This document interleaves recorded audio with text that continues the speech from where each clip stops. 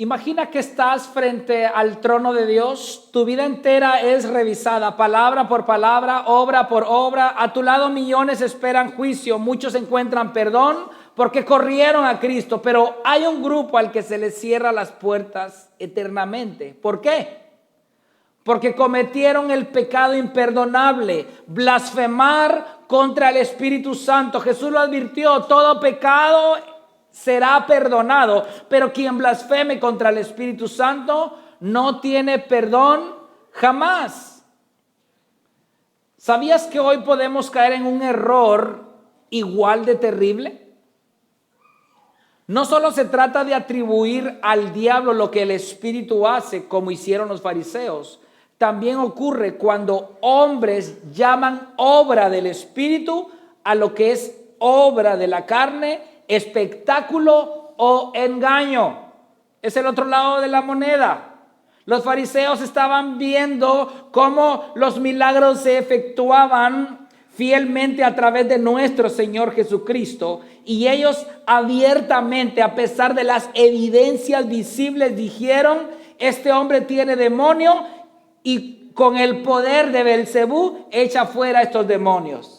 Ok, ese es un lado de la moneda. El otro lado de la moneda sería ver activamente la obra regeneradora, santificadora, transformadora del Espíritu Santo en una persona, y que una persona extra diga: esa es obra de demonio, ese endemoniado está.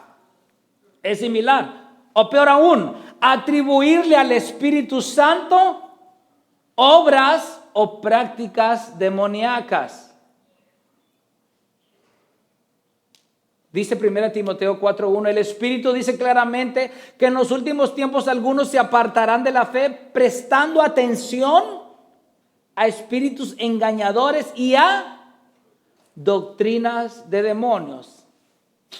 En muchas iglesias modernas el Espíritu Santo es presentado como un espíritu de descontrol, un espíritu que hace reír sin sentido, que derriba a la gente de espaldas, que gritan sin orden, que respalda falsas profecías o que promueve riquezas terrenales. ¿Podríamos estar blasfemando contra el Espíritu al atribuirle obras que jamás provienen de Él?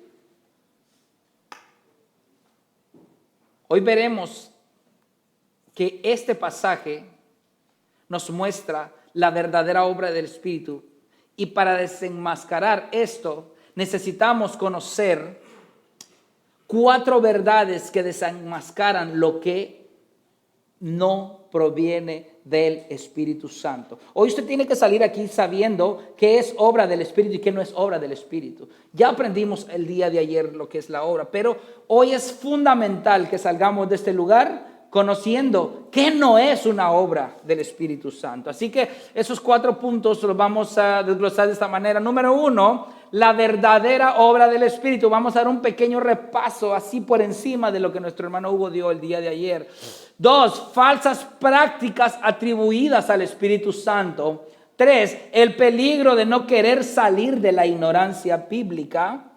Y 4, la solución para no caer en ese terrible pecado. Así que blasfemia deriva del griego blasfemeo, que es difamar, maldecir o hablar de una manera irreverente o impía. A Jesús le habían traído un endemoniado ciego y mudo, y cuando él lo liberó, los fariseos claramente dijeron: este no expulsa a los demonios sino por Belcebú, el príncipe de los demonios. Eso fue atribuir a Satanás la obra genuina y visible del Espíritu Santo. Eso es blasfemia. Y lo opuesto también lo es. Así que vamos a lo primero, la verdadera obra del Espíritu Santo. Jesús está hablando con autoridad divina. El Espíritu Santo en él está liberando, sanando y mostrando el poder del reino. Los fariseos cegados atribuyendo esta obra al diablo. Jesús les advierte: todo pecado tiene perdón, excepto el rechazo consciente al Espíritu de Dios. Ahora, entonces, ¿cuál es entonces la verdadera obra del Espíritu? Ayer aprendimos, Juan 16, 13 al 14 es glorificar a Cristo, no al hombre. Una obra genuina del Espíritu siempre le da gloria a Jesucristo. Ustedes se cuenta, una persona que profesa ser cristiana, que profesa vivir para el Señor Jesucristo, que es un doulos, un esclavo de Jesucristo, su única meta, su única verdad que habita en él es darle la gloria a Cristo. Todo lo que hace, dice, habla, piensa, metas, todo tiene que ver Cristo. Su ecuación primordial es Cristo. 2, el Espíritu convence de pecado, justicia y juicio, Juan 16:8. Y cuando Él venga, convencerá al mundo de pecado, de justicia y de juicio. Ayer aprendimos la importancia de este verso. El Espíritu Santo no te hace sentir el santulón de la iglesia bíblica, verdad y amor. Al contrario, te hace ver más pecador de lo que tú eres. Demuestra tu verdadera naturaleza y te impulsa a una necesidad activa de arrepentimiento continuo ante Dios y pedirle perdón. 3, guiar al orden y a la santidad. 1 Corintios 14:33. Mire la obra del Espíritu Santo. Porque Dios no es Dios de confusión, sino de paz, como en todas las iglesias de los santos. Entonces, ¿qué promueve el Espíritu Santo en una iglesia, en una liturgia cristiana? ¿Orden o desorden? Orden. 1 Corintios 14:40. Pero que todo se haga decentemente y con orden. Ahí Pablo en 1 Corintios 14 está hablando acerca de la liturgia dentro de la iglesia. Y 4, produce el fruto espiritual. Pero el fruto del Espíritu es amor, gozo, paz, paciencia, benignidad, bondad, fidelidad, mansedumbre, dominio propio. Entre tales cosas no hay ley. Ayer aprendimos que el fruto, la evidencia visible de que el Espíritu Santo ya está trabajando dentro de ti, que ya está remodelando tu corazón todo decaído, no es lo que tú logras ver de ti, sino lo que los otros ven en ti. Amén. Es el fruto. Así que el Espíritu es como una lámpara que ilumina a Cristo, no a sí misma. O sea, lo que la gente va a ver en ti va a ver a Jesucristo, pues. O sea, que tú te pareces cada vez más a Jesucristo. A Jesucristo lo difamaron. ¿Cómo respondió Jesucristo? ¿Difamando también? A Jesucristo le levantaron falsos. ¿Cómo respondió Jesucristo? Cayó. A Jesucristo le dieron un juicio injusto. ¿Y qué hizo Jesucristo? ¿Se defendió? No se defendió. Entonces, las actitudes, el fruto que mostró Jesucristo como Hijo de Dios empiezan a hacerse visibles a los demás en ti. Así que esto es la obra del Espíritu Santo. Ayer lo vimos exhaustivamente, así que hoy solo fue así por encima. Así que dijo Jonathan Edwards, donde el Espíritu gobierna, Cristo es exaltado. Allí donde el hombre se exalta a sí mismo, entonces el Espíritu no está presente. En un lugar donde el hombre es el superhéroe, el campeón, yo oré, yo ayuné, yo lo busqué, yo me humillé, yo me arrepentí, yo busqué a Jesús, yo elegí a Jesús, yo, ahí el Espíritu no está.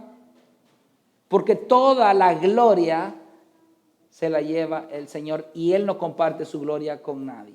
Así que antes de pasar al primer punto, examina si tu vida refleja la obra del Espíritu. ¿Te lleva a Cristo o a exaltar tu propio ego? ¿El fruto del Espíritu es visible en ti? Si solo buscas emociones, podrías estar ignorando la verdadera obra. Haz de la santidad tu meta, no las experiencias sensacionalistas. Hay personas que andan buscando, es que no sé, llevo 2 semanas de no sentir al Espíritu Santo. Y yo le pregunto, ¿y cómo lo sientes? Es que no he llorado. Tú estás reduciendo la obra santificadora del Espíritu Santo a simples lágrimas. No estoy diciendo que no es pecado llorar. No, tú llora todo lo que quieras. Qué bueno que tú llores. Pero no andes diciendo, no siento al Espíritu Santo porque no he llorado. El Espíritu Santo no se subordina a tus sentimientos y deseos. Si Él quiere, se va a dejar sentir. Y si no quiere,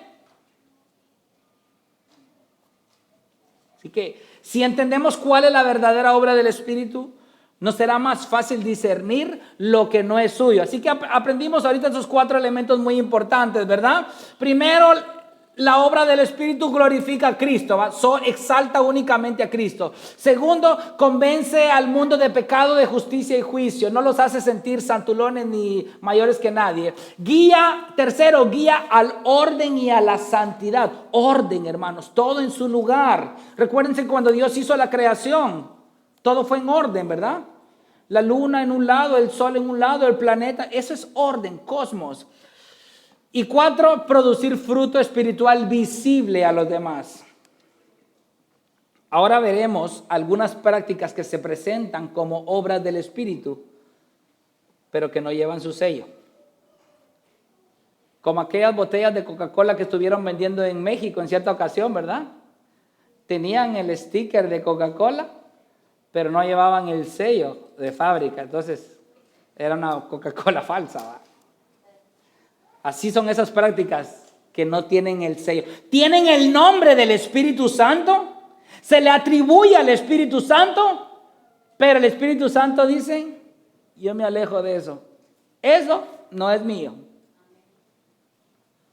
Y aquí pasamos a nuestro segundo punto. Falsas prácticas atribuidas al Espíritu Santo.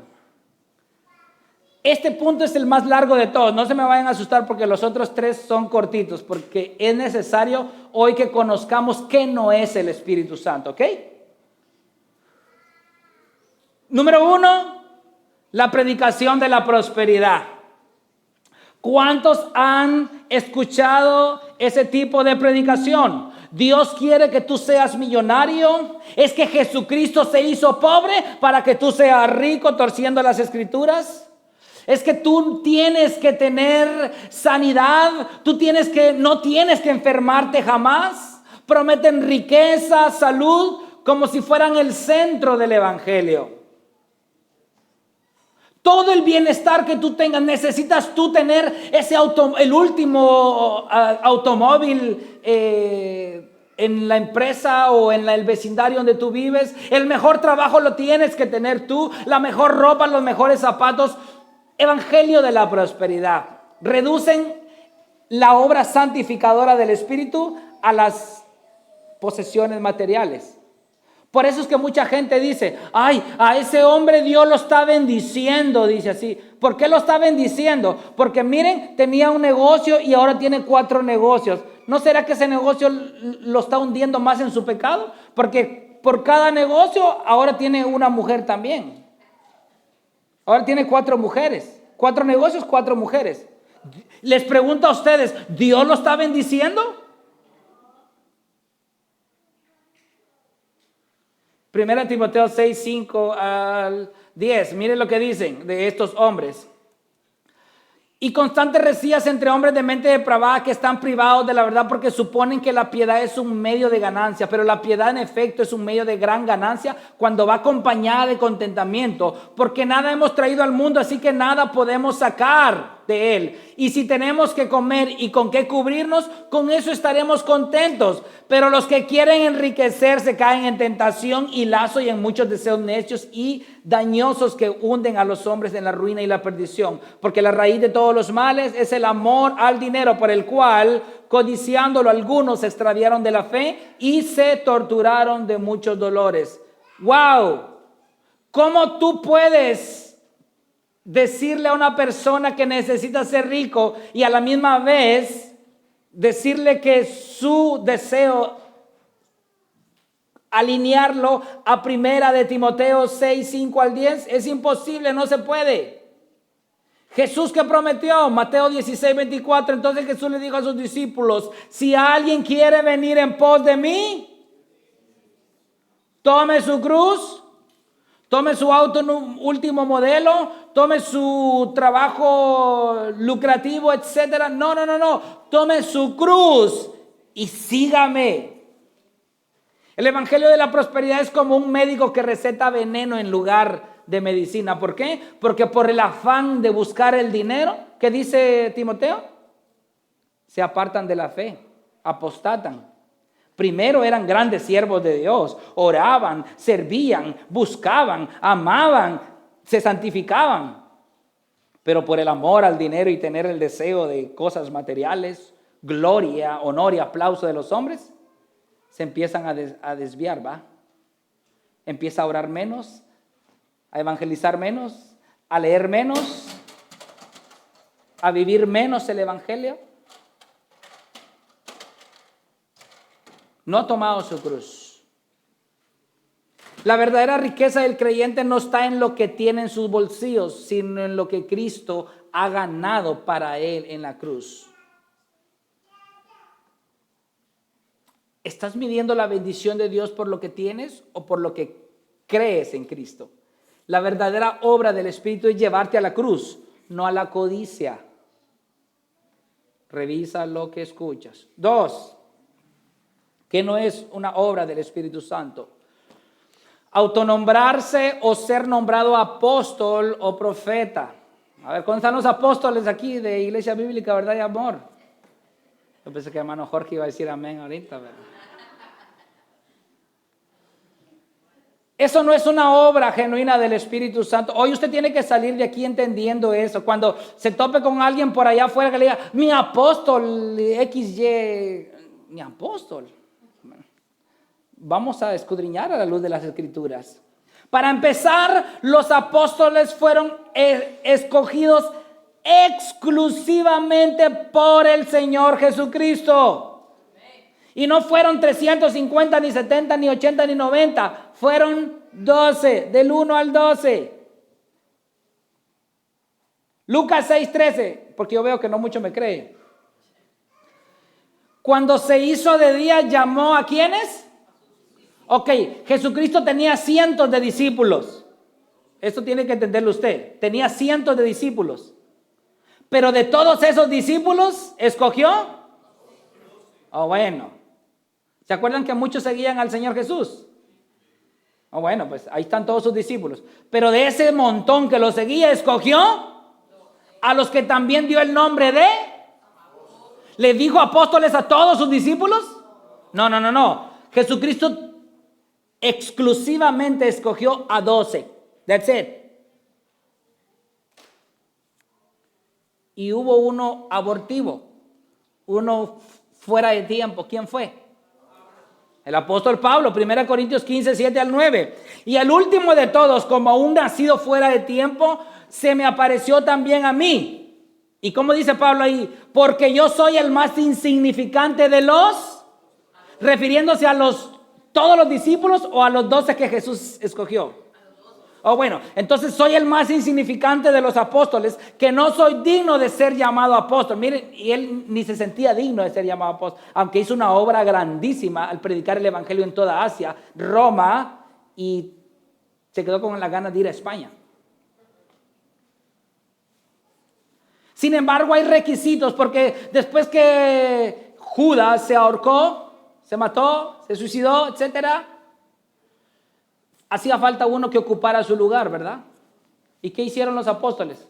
Aquí, a través de la inspiración del Espíritu Santo, le dijo a los apóstoles, recuérdense que no tengan la mente discípulos. Discípulos son todas las multitudes. Apóstoles se refiere exclusivamente a los 12. Los apóstoles, guiados, inspirados por el Espíritu Santo, les dieron los requisitos que eran necesarios para ser contado uno más entre los apóstoles.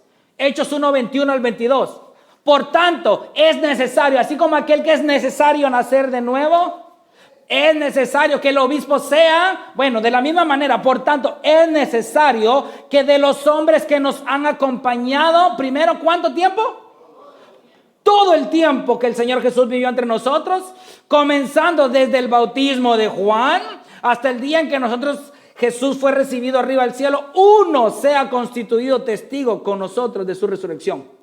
O sea que ese apóstol tenía que primeramente haber vivido en el tiempo de Jesús. Segundo, no solamente haber vivido en el tiempo de Jesús, haber caminado con Jesús, ser discípulo de Jesús. Tercero, haber visto, ser un testigo ocular del bautismo de Jesucristo y haber escuchado aquella voz del cielo que dijo: este es mi Hijo amado en quien tengo complacencia. También debía haber recibido la experiencia de haber visto a resucitar al Señor Jesús al cielo y después de eso ser constituido uno más entre los apóstoles. ¿Quién hoy en día puede llenar esos requisitos? ¿El apóstol Panchito? Porque hoy hay charlatanes, ¿no? Miren, para todo hay, hermanos. Aquí hay para todo. Yo tengo videos de apóstoles contemporáneos que ellos dicen haber llenado esas cualidades, que por el Espíritu dice que el Espíritu se los llevó al tiempo pasado y pudieron ver el bautismo de Cristo, cómo el Espíritu descendía como forma de paloma en él y que escucharon la voz audible y que recibieron ese apostolado autoritativo de parte de Dios. Lo han dicho, obviamente, como está en su mente, ¿cómo hay evidencia? No hay evidencia. En mi mente yo puedo decirles ahorita que Jesucristo me habló hoy en la mañana audiblemente, pero no. Gracias a Dios tenemos las escrituras, ¿verdad, hermanos?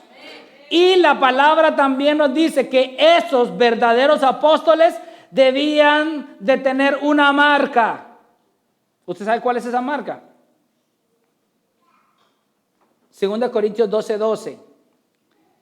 Entre ustedes se operaron las señales de un verdadero apóstol con toda perseverancia, o sea, no de vez en cuando o por allá cuando se le ocurría, no. Con toda perseverancia es continuamente, por medio de prodigios. Entonces, ¿qué tiene que hacer un apóstol de Jesucristo? Señales, prodigios y milagros. Pastor, pero por allá el apóstol Pedrito dijo que fue a una montaña allá en México y allá vio cómo los paralíticos fueron sanos. ¿Pero quién vio? No vio nadie porque allá no hay señal de celular. Así que eso se tiene que recibir por fe.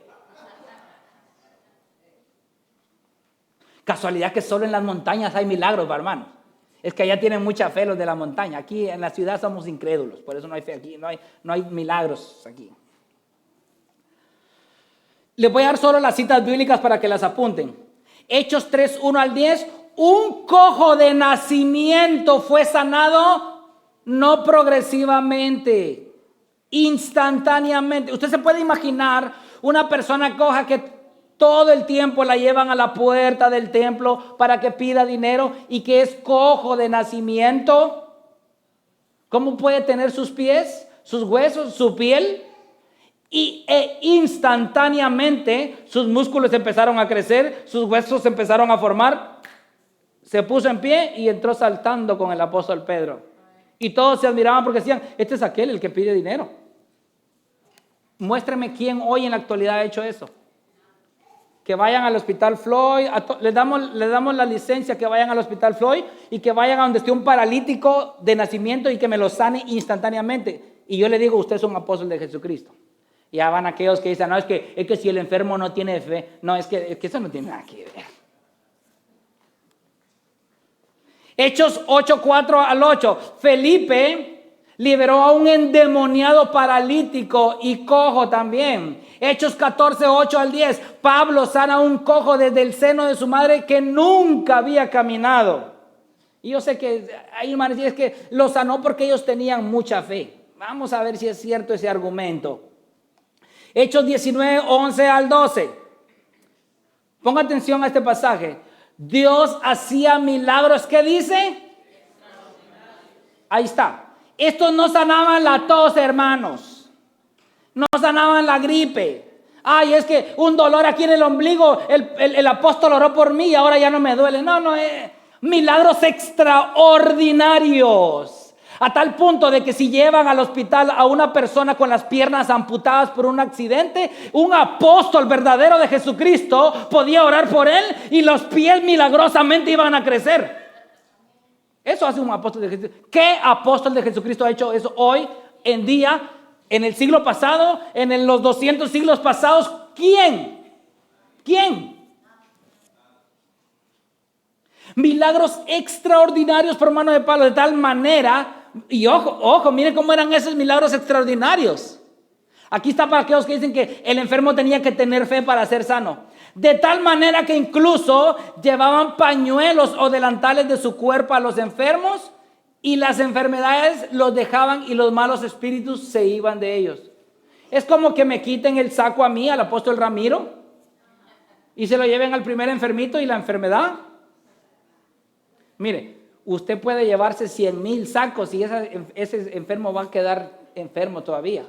Porque nadie tiene ese sello de apostolado. Porque Jesucristo solo escogió a 12 y a un abortivo más, Pablo. Pero si eso no le es suficiente evidencia, Hechos 5:12 al 16. Recuérdense, discípulos son un montón, apóstoles su número exclusivo, ¿verdad? ¿Por mano de quiénes?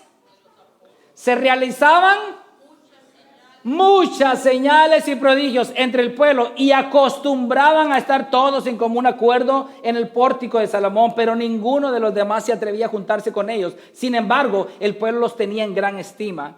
Y más creyentes en el Señor, multitud de hombres y de mujeres se añadían constantemente al número de ellos, a tal punto que aún sacaban a los enfermos, sacaban a los enfermos a las calles y los tendían en lechos y camillas, para que al pasar Pedro siquiera su sombra cayera sobre alguno de ellos. La sombra de Pedro sanaba, mis hermanos, porque era un apóstol exclusivo de Jesucristo. También la gente de la ciudad, del verso 16, en los alrededores de Jerusalén acudía trayendo enfermos y atormentados por espíritus inmundos. Y aquí quiero que usted me repita conmigo. No, ustedes no me están siguiendo la línea. También la gente de las ciudades en los alrededores de Jerusalén acudían trayendo enfermos y atormentados por espíritus inmundos y los que tenían fe eran sanados. Todos. Porque estos estaban certificando que ellos eran los 12 apóstoles genuinos del Cordero. Un falso apóstol, ¿cómo se podía distinguir? Está bien, usted es apóstol, porque en el primer siglo había muchos que se creían apóstoles. ¿Quién no? Se lucraban del dinero. Si hoy estuviéramos en el primer siglo y viniera un apóstol, yo le dijera, ¿usted es apóstol de Jesucristo? Sí. ¿Anduvo con Jesucristo? Sí. ¿Usted vio el bautismo? Sí. ¿Usted lo vio ascender al cielo? Sí. Ok, fíjense que tengo un enfermo aquí que ya no ve, es ciego. ¿Lo podría sanar? Y el apóstol de Jesucristo venía sobre él y le daba la vista. Y eso certificaba automáticamente el apostolado de aquellos hombres. Ahora, hay un problema grave si existieran hoy apóstoles también. Hay un problema aún mayúsculo. ¿Sabe cuál es? Dado que los apóstoles y Jesucristo son exclusivos, son ellos los únicos que tuvieron la autoridad de declarar canónico, aquello que está aquí escrito. Si fueron solo 12, solo ellos podían. O los que tuvieron la autorización de parte de ellos. Efesios 2:20, ¿qué dice? Están edificados sobre el fundamento. ¿Qué dice ahí, hermanos? Están edificados sobre... ¿Usted sabe cuántos fundamentos tiene este edificio? A ver, los que saben de construcción. ¿Cuántos fundamentos tiene este edificio? ¿3? ¿4 o 5? ¿Y la torre más alta del mundo, cuántos fundamentos tiene? ¿Cuántos? ¿Usted le queda claro lo que acabamos de leer, va? La iglesia está fundamentada, edificada en el fundamento de los apóstoles y siendo Jesucristo mismo el sello certificador de esas doctrinas o enseñanza. Así que un falso apóstol es como un embajador que usa sellos falsos para hablar en el nombre del rey. Muchas gracias. Pregunta, ¿confía ciegamente en líderes por sus títulos o examina su doctrina a la luz de la palabra? Debe ser vigilante, pues el Espíritu no respalda la exaltación del hombre, sino la fidelidad a Cristo. Dijo Thomas Watson, Dios nunca honra a aquel que usurpa un título para sí mismo, porque el Espíritu no comparte su gloria con la carne. Aquí va otra práctica. ¿Quedó claro lo de los apóstoles? ¿O se lo repito otra vez? Otra práctica atribuida al Espíritu Santo. caerse de espaldas, gritar y hacer desorden. Dice Marcos 9:20. Y lo llevaron ante él cuando el espíritu vio a Jesús. Recuérdese que está hablando de un espíritu inmundo. Al instante sacudió con violencia al muchacho y éste cayó a tierra y se revolcaba echando espumarajos. Entonces, aquí fue un endemoniado. Y vamos a decir que porque la hermana Tiburcia se revolcó hoy aquí enfrente en la alabanza y vomitó, ¿fue una obra genuina del Espíritu Santo?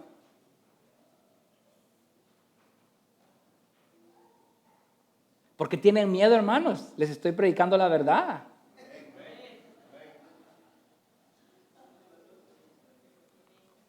O tienen miedo que digan, ay, somos sensibles. ¿Qué van a pensar de mí? Ya no me van a querer. Si tú eres discípulo de Jesucristo, tú vas a morir por la verdad y vas a amar la verdad, independientemente que todo el mundo te aborrezca. Si eres discípulo de Jesucristo. Juan 18:5-6. A Jesús el Nazareno le respondieron, él les dijo, cuando iban a apresar a Jesús, cuando estaba en el monte del Getsemaní, y él les dijo, yo soy, le dijo a los soldados, y Judas el que lo entregaba estaba con ellos, y cuando él les dijo, yo soy, retrocedieron y cayeron a tierra. ¿Eran enemigos de Jesús? ¿Eran discípulos, siervos de Jesús los que cayeron a tierra? ¿O los que lo iban a enjuiciar injustamente? ¿Se da cuenta? Cayeron de espaldas. Sin embargo, la palabra en Isaías nos da una luz más clara, que caer de espalda es símbolo, sinónimo de juicio, nunca de llenura del Espíritu Santo. Isaías 28:13 dice, por lo cual la palabra del Señor para ellos, ojo, mire, la palabra del Señor para ellos será mandato sobre mandato, mandato sobre mandato, línea sobre línea, línea sobre línea, un poco aquí, un poco allá, para que vayan y caigan, se quiebren los huesos y sean enlazados y apresados. Así que caerse de espalda es símbolo de juicio, hermano. Así que cuando usted ve a aquellas personas que andan empujando a la gente para caerlas, y ya se cayó, miren, el espíritu lo botó, el espíritu lo botó. No es el espíritu, hermanos. Eso es antibíblico. Recuérdense que los espíritus de los profetas se sujetan a los de los profetas, dijo claramente el apóstol Pablo. Porque Dios no es Dios de confusión, sino de paz. Al contrario, ¿usted sabe qué es lo que hace el Espíritu Santo cuando realmente hace una obra genuina en la persona? Ezequiel 1:28. Mire, Ezequiel vio la gloria de Dios igual que Isaías. Como el aspecto del arco iris que aparece en las nubes es un día lluvioso, así era el esplendor del resplandor en derredor. Tal era el aspecto de la semejanza de la gloria del Señor. Cuando lo vi, caí de espaldas, caí revolcando y a echar vómitos y a pegar gritos como loco. Cuando lo vi, caí rostro a tierra y oí una voz que hablaba. Así que la persona que tiene ese encuentro genuino con el Espíritu Santo no se cae de espaldas, hermanos. El peso de la gracia lo hace doblar sus rodillas y cae rendido ante su presencia. Le pide perdón, le pide que le dé salvación, que lo renueve y que lo haga una nueva criatura. No caerse de espalda, hermano. Y mire, hasta agua.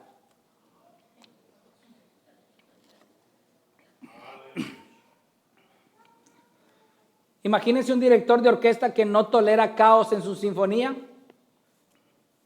Igual es Dios. Es absurdo pensar que un desorden colectivo es la representación genuina y obra y labor del Espíritu Santo. Hermanos, estamos atribuyéndole obras de la carne al Santo Espíritu de Dios. Tengamos cuidado. Tu subjetivismo, tus sentimientos, tus pensamientos, tus percepciones tienen que estar subordinadas a esto. Mira, mijo, si tú dices, es que yo aquí tenemos un problema muy grave, y vamos para ese punto. El Espíritu Santo nunca produce confusión, porque Él es el Espíritu de orden y de santidad. Y vamos a ir rápido a este punto. 4. Risa santa. ¿Cuántos han escuchado la famosa risa santa? Ja, ja, ja, ja, ja, ja, ja, y que empiezan a reírse descontroladamente y que no pueden contenerse, ¿verdad?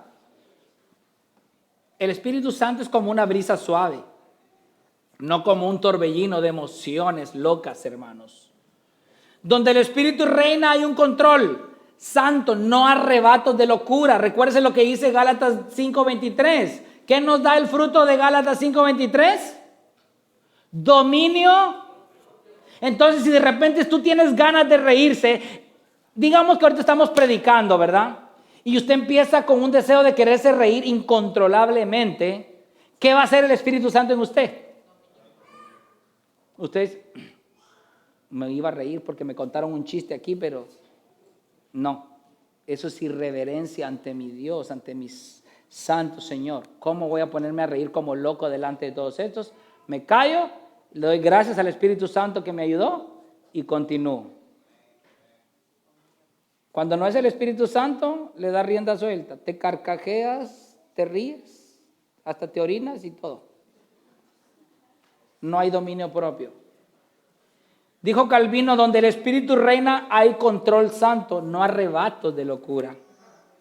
Tú debes de evaluar tus emociones en el culto. ¿Son fruto del Espíritu o de una manipulación emocional? ¿Buscas experiencias genuinas con Dios que te transformen en obediencia o en un simple espectáculo? 5. ¿Qué no es obra del Espíritu Santo? Lengua sin sentido. Cuando usted lee el capítulo 2 de Hechos, hermanos, queda claramente evidenciado que las lenguas que menciona Lucas en Hechos 2 son lenguas, esas lenguas repartidas como metafórico, como de fuego, eran idiomas. Porque los partos, los medos, los elamitas, todos les escuchaban hablar en su mismo idioma. Sin embargo, esa fue una señal profetizada. Eso lo dijo el apóstol Pablo. 1 Corintios 14:22, que el capítulo 14 es esencial para que usted logre examinar si las lenguas que hoy se practican en día son bíblicas o no. 1 Corintios 14:22 dice, así que las lenguas son una señal, no para los que creen, sino para los incrédulos. Pero la profecía es una señal no para los incrédulos, sino para los que creen. Así que esa señal era para los incrédulos de Jerusalén. ¿Por qué? Porque se les había dado a ellos los oráculos de Dios y ellos debían de recibir. ¿Pero qué dice? A los suyos vino, pero los suyos no le recibieron. Entonces, el Señor les embotó el entendimiento y ahora a través de otros idiomas que ellos no entendían, otros estaban recibiendo la luz del Evangelio y estaban siendo salvos porque ellos rechazaron la primera luz. También las lenguas causan confusión entre los incrédulos. Obvio, lenguas confusas, lenguas ininteligibles. 1 Corintios 14:23. Por tanto, dice, mire, si toda la iglesia se reúne y todos hablan en lenguas y entra alguno sin ese don o que son incrédulos, ¿qué dirán ellos? ¿No dirán que ustedes están locos? ¿Qué va a pasar cuando venga un invitado aquí? Un escéptico, un agnóstico, un ateo, y nos ve hablar a todos en lengua. ¿Qué va a suceder? Va a agarrar su maletita. Gracias por tu invitación y espero no me vuelvas a invitar nuevamente. Pero miren lo que causa la predicación. 1 Corintios 14, 24 al 25. Pero si todos profetizan, mire, o sea, si todos hablan la palabra de Dios, y aquí no está hablando de profecía, de que así dice el Señor, Dios me muestra. No. Profetizar es Profeteo en el griego, que es un vocero, pues, un vocero de Cristo. O sea, alguien que anuncia las verdades del evangelio. Si tú anuncias las verdades del evangelio y entra un incrédulo o uno sin ese don, por todo será convencido, por todo será juzgado, los secretos de su corazón quedarán al descubierto y él se postrará. Ojo, no dice caerá de espalda. ¿Qué dice? Se postrará y adorará a Dios, declarando que en verdad Dios está entre ustedes. ¿Se da cuenta? Sin embargo, también el Espíritu Santo dejó un orden establecido de cómo se debía llevar a cabo ese orden de las lenguas. 1 Corintios 14, 27 al 28. Si alguien habla en lenguas, ojo, que hablen 2 o a lo más 3. Y no que si tenemos 3, los 3 están hablando en lengua. No. 1. Y que 1. Pero si no hay intérprete, y hasta que es que yo me gozo hablando en lenguas, hermano. Yo me estoy ministrando a mí mismo. Pero aquí dice claramente que si no hay intérprete, que calladita la boca. ¿Por qué? Porque el apóstol Pablo dijo, prefiero hablar 5 palabras con mi entendimiento que miles de palabras sin el entendimiento. La palabra es la que causa transformación, no sonidos ininteligibles. Así que un ejército no puede obedecer órdenes si se le hablan palabras sin significado. Sexto, aquí va el último de estos. ¿Qué no es obra del Espíritu Santo? Le dije que este es el punto más largo, los demás son cortos. Sexto, falsas profecías. Wow. Deuteronomio 18, 20 al 22, ¿qué dice? Pero el profeta que hable con orgullo en mi nombre una palabra que yo no le haya mandado hablar. ¿Se da cuenta la importancia de ser bíblico, hermano? Y ser un expositor de la palabra. Porque si yo le abro la Biblia a usted y lo que yo le estoy diciendo, así dice el Señor en Ezequiel capítulo 1, versículo 19, ¿es o no es palabra de Dios? Si yo le digo, así dice el Señor en Salmo 124, 1 al 3, ¿es o no es palabra del Señor? Y si yo le digo, así dice el Señor, Hechos 11, versículo 5, ¿es o no es palabra del Señor? Pero si yo le digo, así dice el Señor, Dios me está mostrando esto ahorita. Eso es peligroso. Eso es peligroso. Mire qué dice Deuteronomio 18, 20 al 22. Pero el profeta que hable con orgullo en mi nombre una palabra que yo no le haya mandado hablar, o que hable en nombre de otros dioses, ese profeta morirá. Y si dices en tu corazón, mire, aquí donde usted tiene que usar la sabiduría, mire, ¿cómo conoceremos la palabra que el Señor no ha hablado? Cuando un profeta habla en el nombre del Señor, si lo que fue dicho no acontece ni se cumple, ¿qué dice? Esa es palabra que el Señor con arrogancia le ha hablado el profeta. No tendrás temor de él. Ay, no hable así del hermano Chiribí, hermano. Ay, no, es Cachito Luna, un gran siervo de Dios. Ay, no, mi apóstol. Mira, yo ya he examinado a todos esos locos. Y todos esos locos ya han profetizado y no se han cumplido muchas de sus profecías. Así que yo no les tengo miedo, porque aquí dice, mire, no tendrás temor. Muy apóstol puede decirme una persona que tiene 400,000 iglesias bajo su cobertura. Si me dijo una profecía en el nombre de Dios y no se cumplió, chao, baby. Eres un falso apóstol, mentiroso, hijo del diablo, eso es lo que es. Bueno, ¿miente Dios? ¿A quién le damos el crédito? ¿A Dios o al hombre? Ahí está, entonces 100 puntos para ustedes. Ya me estaban poniendo tristes. También, Deuteronomio 13, 1 al 3 dice, si se levanta en medio de ti un profeta o soñador de sueños y te anuncia una señal o prodigio, y mire lo tremendo, y la señal o el prodigio se cumple. Wow, pastor, pero aquí dice que y si se cumplió. ¿Se da cuenta? Y si aquella profecía que aquel hombre le dijo a aquella mujer, de aquí a 9 meses tú tendrás un hijo varón, y la muchacha no se había hecho ultrasonido y cabal le atinó. Nació hijo varón. Miren, el profeta San Pedro me dijo que iba a tener un hijo varón dentro de 9 meses, y en efecto nació hijo varón. Ese es un profeta de Dios. Pero a la hermana Francisca le dijo que iba a ser mujer y salió varón también. Entonces, ¿qué?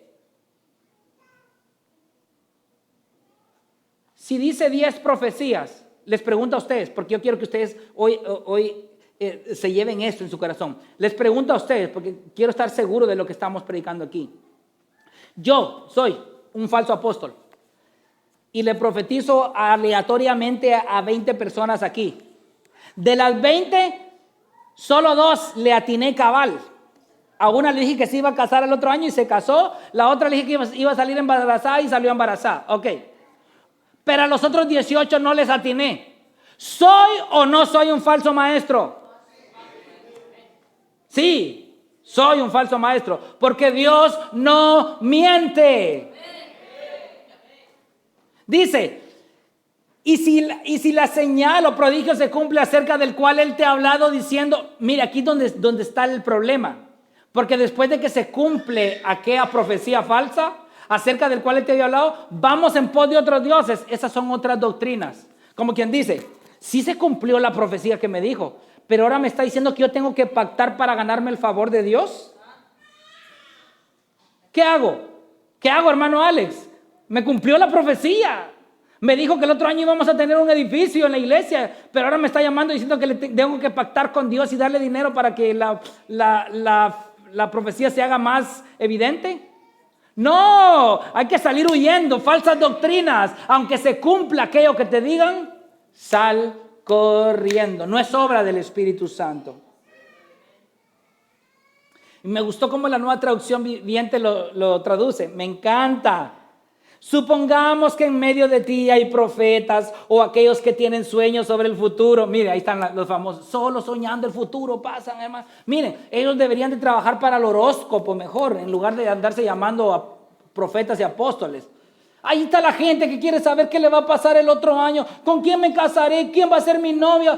¿Voy a comprar carro o no? ¿Cuántos hijos voy a tener? Yo quiero casarme antes de que Cristo venga. Y voy a buscar al profeta que me diga quién va a ser el marido mío o la mujer mía.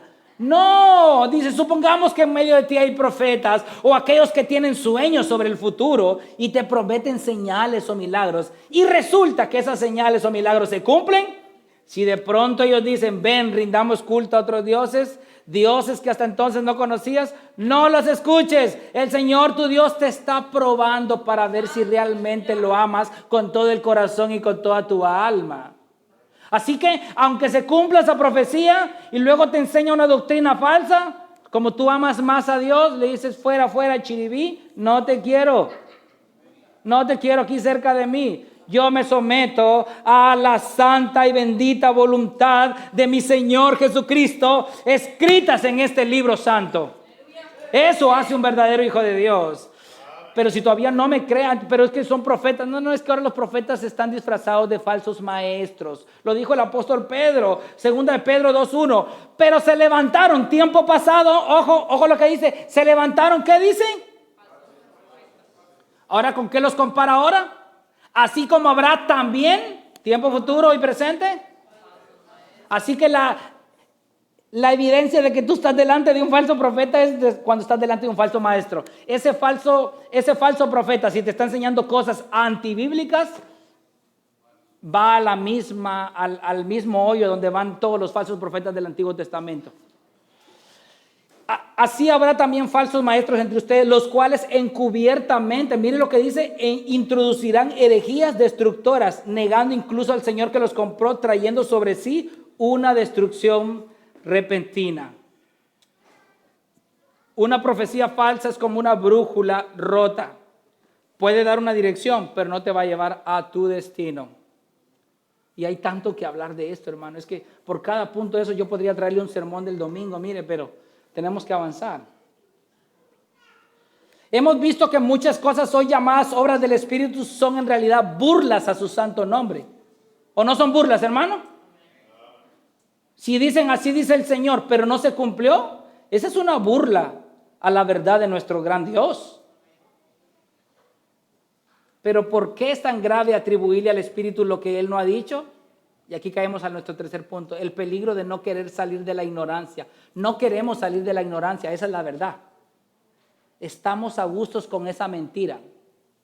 Dijo Mark Twain, es más fácil engañar a alguien que demostrarle que ha sido engañado. No sé por qué será que cuesta tanto eso, hermano. ¿Usted se da cuenta de eso? Que engañar es bien facilito. Mire, yo les aseguro que si ahorita yo me paro aquí, cierro mis ojos y empiezo a decir, Dios me está mostrando ahorita que a alguien Dios le va a dar una bendición sobrenatural. Eso que está pidiendo y que yo sé que ya lleva 3 semanas pidiéndolo. Más de alguno de ustedes va a tener 3 semanas estando pidiendo algo. Entonces ya dice, ay, Dios me está hablando. Ya ven que ustedes son fáciles de engañar. Pero si les digo, así dice la palabra de Dios en 1 Timoteo 4, 1 al 6, ¿será cierto eso del pastor? Cuesta demostrarle a la gente que ha sido engañada. El problema está que eso provoca la ira de Dios. No querer aceptar la verdad con humildad. Muchos, cuando no tienen fundamento bíblico sólido para respaldar sus prácticas, terminan diciendo esto. A ver si se familiarizan con esto. Usted no me va a entender porque usted no ha experimentado lo que yo he experimentado. Experiencias. Es que a mí el Espíritu Santo me habla audiblemente, pero acabamos de ver 2 Timoteo 4:1 que el Espíritu dice claramente que en los últimos tiempos algunos se apartarán de la fe prestando atención a espíritus engañadores y a doctrina de demonios. No creo necesario estudiar la Biblia para conocer la voluntad de Dios. Mi pastor, mi denominación, mi papá, mis hermanos, mis amigos, así me lo enseñaron. No necesito ir a la Biblia, basta con que yo ore, con que ayune y el Señor viene sobre mí y me habla. Que la promesa plasmada en nuestro texto base de la conferencia en Juan 14:16 nos dice, entonces yo rogaré al Padre y Él les dará un consolador para que esté con ustedes para siempre. Necesito que el Espíritu Santo venga sobre mí cada domingo, cada miércoles, cada sábado, cada vez que ayuno, cada vez que oro. No, el Espíritu Santo vino a morar en el creyente una vez y para siempre. Puede ser que no estemos blasfemando audiblemente la obra del Espíritu Santo como lo hicieron los fariseos, pero tal vez con nuestras acciones sí lo hemos hecho, al permanecer en prácticas antibíblicas que los hombres lo atribuyen vilmente al Espíritu Santo.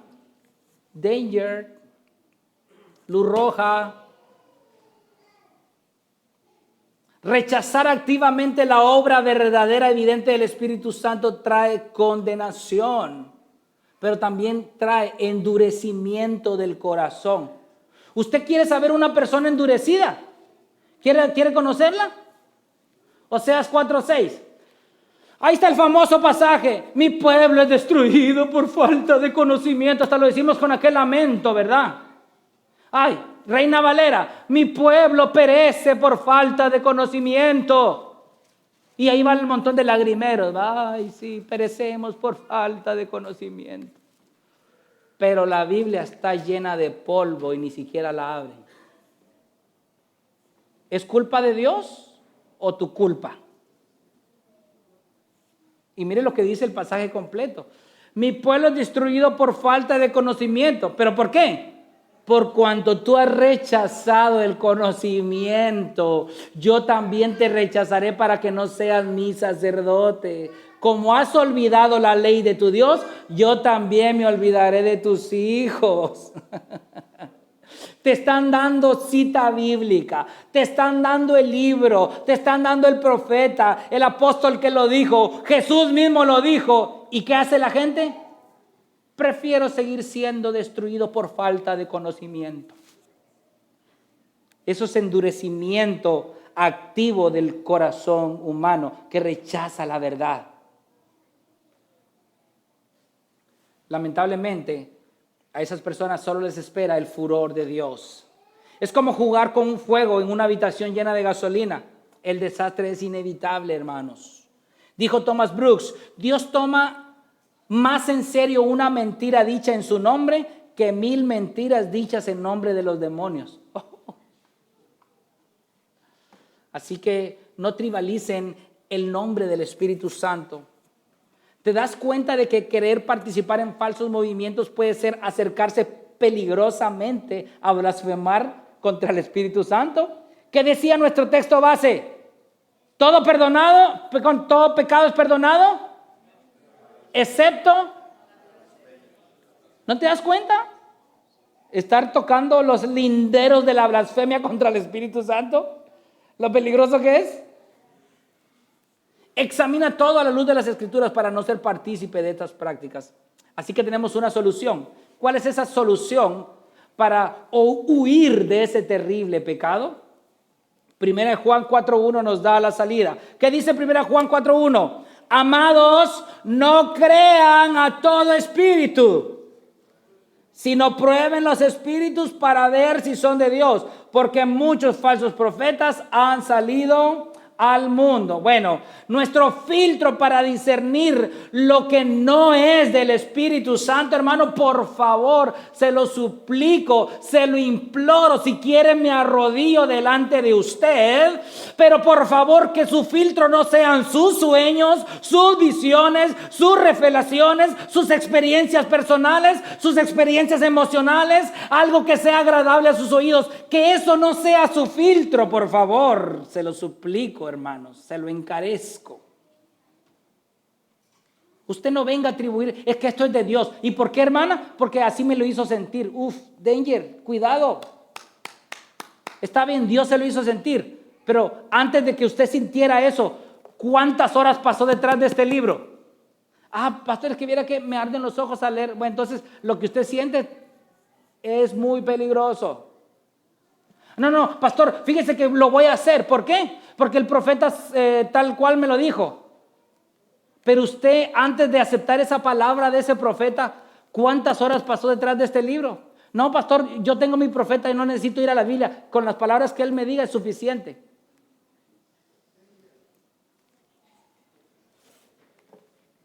¿Vas a descansar en eso?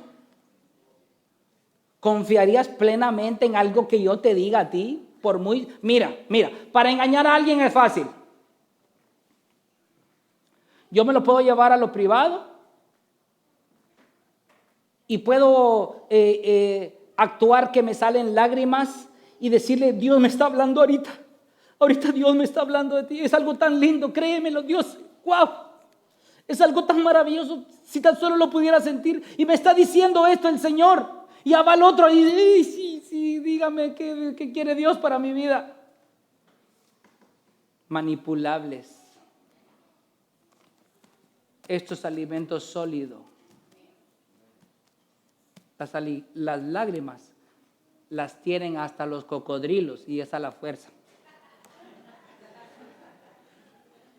Así como un banquero examina cada billete para ver si es falso, debemos examinar toda enseñanza a la luz de...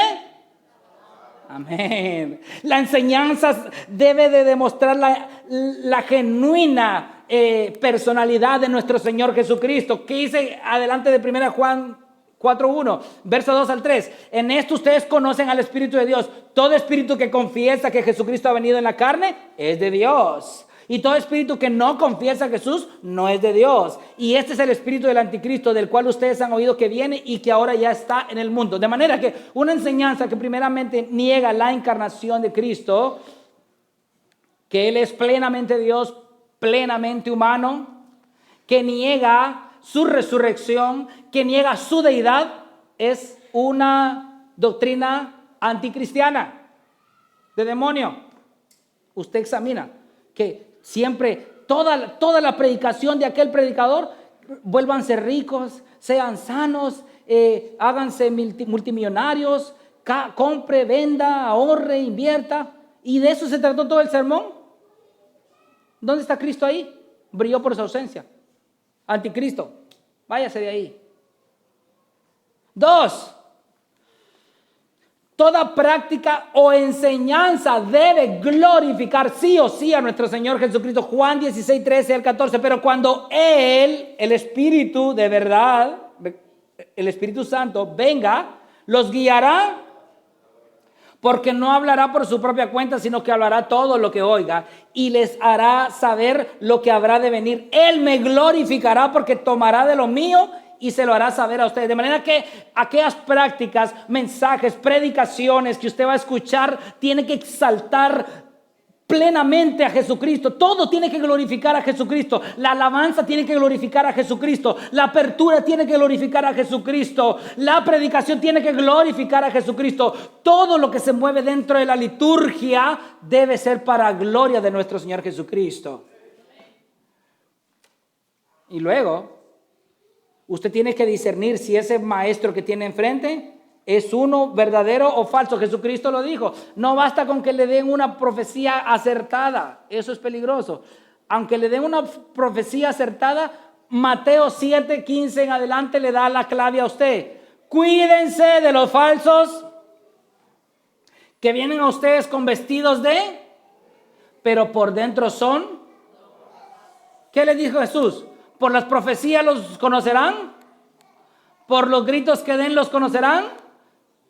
Por sus frutos los conocerán. ¿Acaso se recogen uvas de los espinos o higos de los cardos? Así todo árbol bueno da frutos buenos, pero el árbol malo da frutos malos. Un árbol bueno no puede producir frutos malos, ni un árbol malo producir frutos buenos. Todo árbol que no da buen fruto es cortado y echado al fuego. Así que, de manera que, por sus frutos, usted observe a esos hombres. Si son orgullosos, si son reprensibles, si son altaneros, soberbios, mentirosos, pero después están hablando en nombre de Dios. Peligro. Y luego tenemos la palabra de Dios como nuestra mejor fuente, nuestro mejor filtro para poder discernir a esos falsos maestros o falsas enseñanzas o falsas obras del Espíritu Santo. Hechos 17:11 dice: enseguida los hermanos enviaron de noche a Pablo y a Silas a Berea, los cuales al llegar fueron a la sinagoga de los judíos. Dice que los bereenses eran más nobles que los de Tesalónica. ¿Por qué eran más nobles que los de Tesalónica? Porque recibieron la palabra con toda solicitud. Pero ¿sabe por qué los halagaron? No porque dijeron a todo lo que Pablo dijo, amén, amén, amén, amén. No, porque le dijeron, amén, pero hoy en la casa voy a ir a escudriñar lo que tú me acabas de predicar a mí en las Escrituras. Estos eran más nobles que los de Tesalónica, pues recibieron la palabra con toda solicitud, escudriñando diariamente las Escrituras para ver si estas cosas. Así que cuando usted escuche a su predicador, diga amén, apunte, vaya a su casa, abra su Biblia y corrobore que lo que está recibiendo viene o no de Dios. Así que debemos recordar que manifestaciones deben de ser rechazadas si fallan la prueba. Gente poseída por el Espíritu que se cae de espalda, no. Supuestos profetas que contradicen las Escrituras o dan palabras que no se cumplen, no. Risas santas incontrolables, no. Manifestaciones que glorifican a un hombre más que a Cristo, no. Revelaciones nuevas o extrabíblicas, no. No aceptes algo como del Espíritu Santo solo porque te conmueve emocionalmente. Somete toda tu enseñanza, experiencia y profecía al criterio de la palabra. No participes en prácticas espirituales que carecen de respaldo bíblico. Aconseja a otros con mansedumbre, pero con firmeza cuando estén siendo engañados. Debemos honrar la obra verdadera del Espíritu, buscar santidad, no emociones pasajeras, volver al Evangelio puro. Cristo crucificado es la señal más clara de la obra del Espíritu. Probar los espíritus, pregúntate, ¿lo que escucho glorifica a Cristo o exalta al hombre? Honra la obra del Espíritu. Busca más la transformación de tu carácter que experiencias pasajeras. Andan personas ahí diciendo, es que llevo 3 días ayunando porque quiero que el Espíritu Santo me dé una bañada, una abrazada y que llores sin cesar. Pero ahí le está siendo infiel a su esposa. ¿Qué es eso? Quiere tener una experiencia emocional vívida, pero no quiere dejar de mentir, no quiere dejar de hacer tranzas, no quiere dejar de hacer fraudes, pero quiere sentir al Espíritu y está ayunando para eso. Volver al evangelio puro contra tu fe en Cristo crucificado, no enseñarles, debemos poner nuestra fe en Él. Dijo Calvino, la palabra es la regla por la cual se emite toda obra del Espíritu. Lo que no concuerda en ella no es de Él. Y quiero concluir con un pasaje y una pequeña analogía. Mateo 22, 12 al 14.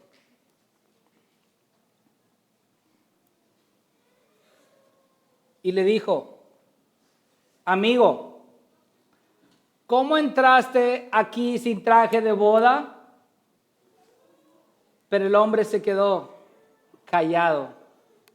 Y el rey entonces dijo a los sirvientes, átenle las manos y los pies y échalo a las tinieblas de afuera. Ahí será el lloro y el crujir de dientes, porque muchos son llamados, pero pocos son los escogidos. ¿Por qué no se pone de pie mientras yo le leo este pequeño fragmento?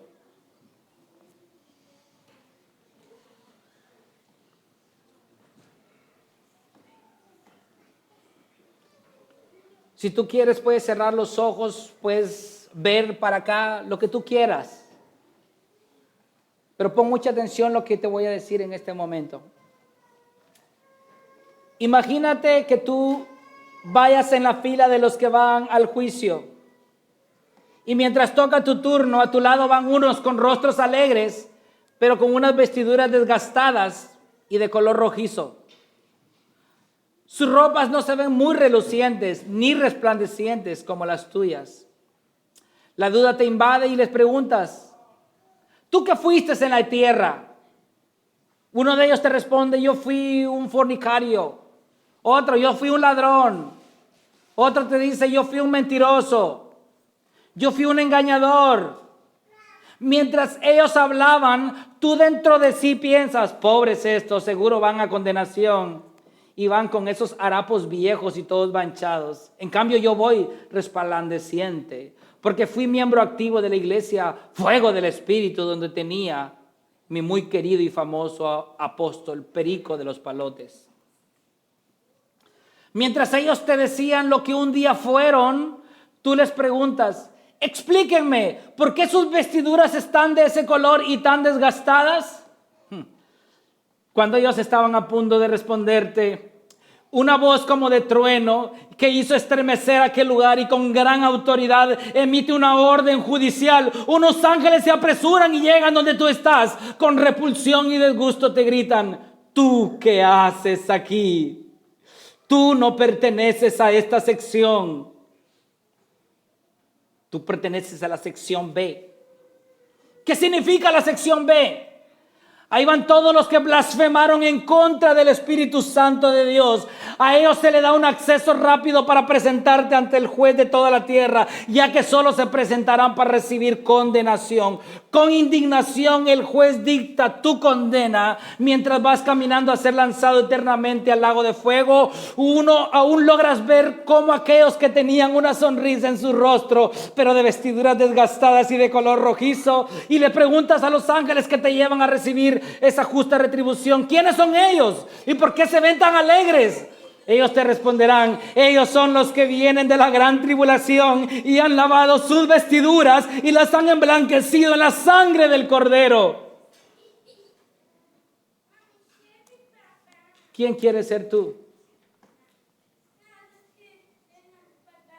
¿El de vestiduras resplandecientes que cree que va a entrar al cielo?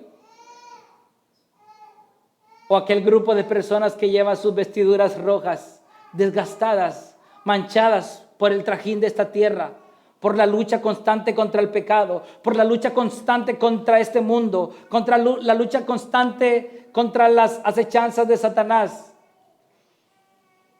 Pero un traje que ha sido emblanquecido por la sangre santa y pura del Cordero. Recuérdate que Jesús dijo, todo pecado será perdonado, pero la blasfemia contra el Espíritu jamás tendrá perdón. Rechazar al Espíritu Santo es rechazar la última mano que puede llevarnos a Cristo. Más allá de Él no hay salvación. Hoy es el día para revisar si has aceptado sin cuestionar cosas que no son del Espíritu. Arrepiéntete de toda participación en engaños y pídele al Espíritu discernimiento para caminar en la verdad. Si no eres salvo, el Espíritu te está llamando a Cristo ahora mismo. No lo rechaces porque mañana podría ser demasiado tarde. Hoy el Espíritu te llama a discernir y a arrepentirte. No juegues con el nombre del Espíritu. No lo confundas con espectáculos. Si nunca has venido a Cristo, ven ahora. El Espíritu Santo es quien convence de pecado y te guiará a la salvación. Oramos. Vamos a participar de la cena del Señor.